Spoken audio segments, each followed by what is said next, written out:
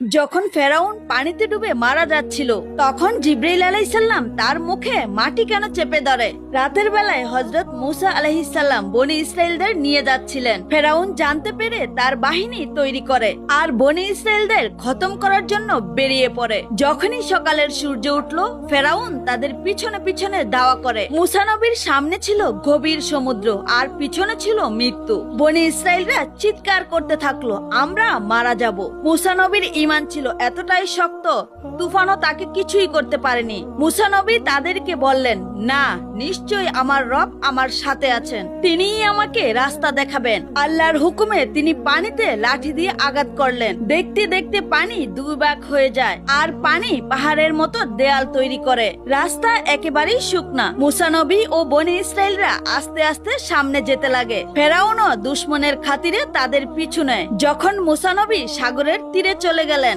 আল্লাহ তাআলা পানিকে মিলিয়ে দিলেন আর ফেরাউনের বাহিনীকে ডুবিয়ে দিলেন।